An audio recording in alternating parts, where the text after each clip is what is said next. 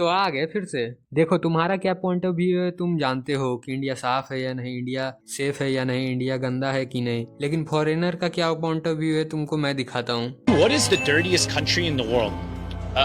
India? India. India. It's not India. That's a good guess. Though. Give me one more guess.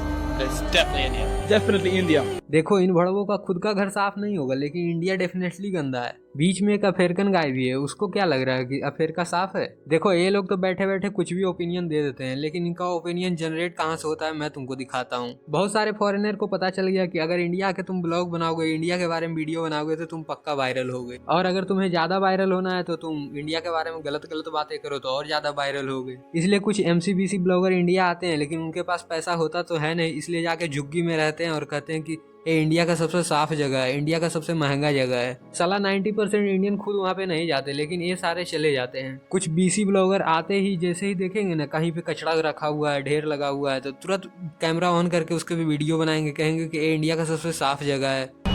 Welcome to the cleanest road in India.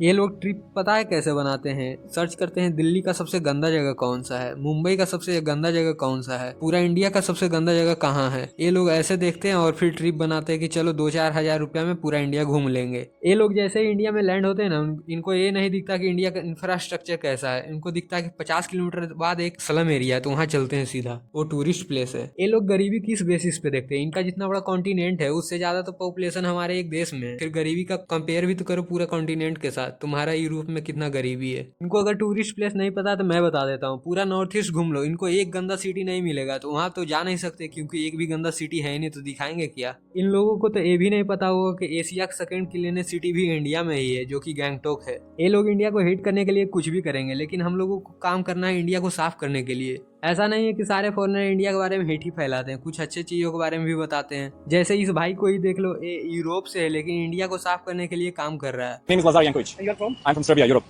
Lazare, ये जो cleaning का या sweeping की बात की जाए, ये आइडिया आपको कैसे आया और आपने कब से शुरुआत की, क्या? Sir, this idea came because if you can see, this land is beautiful. India is amazing, but the only problem is people need to take care of something that's also outside of the house. जब एक European लड़का India के लिए ये सब कर सकता है तो हम लोग इंडियंस ही क्यों नहीं करेंगे, हमको करना होगा। तुम लोग इसको फॉलो करके सपोर्ट कर सकते हो, इसका इंस्टाग्राम अकाउंट है फॉर क्लीन इंडिया। तुमको एक और पॉइंट बताता हूँ जिसकी वजह से इंडिया को हेट किया जाता है बाकी कंट्रीज में। अमेरिका में खास करके प्रोटेस्ट होता है इंडियंस के खिलाफ कि जॉब नहीं दो इंडियंस को, क्योंकि ज्यादातर अच्छे जॉब्स इंडियंस को मिल जाते हैं और अमेरिकन को नहीं मिल पाते, इसलिए वो लोग प्रोटेस्ट करते हैं इंडियंस के खिलाफ। सिर्फ यही एक रीजन नहीं है, मुझे तो लगता है कई कंट्रीज इंडिया के बारे में हेट फैलाने के लिए फंड भी करते हैं लोगों को। मेरा रिक्वेस्ट है तुम लोगों से, अगर तुमको कोई वीडियो मिलता है जिसमें इंडिया के बारे में हेट फैलाया जा रहा है तो तुम लोगों को सीधा एक ही चीज करना है, रिपोर्ट मारो और खत्म करो। वीडियो खत्म तो सब्सक्राइब करो। और हाँ, अगर तुम्हारे पास कोई आइडिया है कि मैं अगला वीडियो किस पे बनाऊँ तो तुम लोग कमेंट करके बता सकते हो।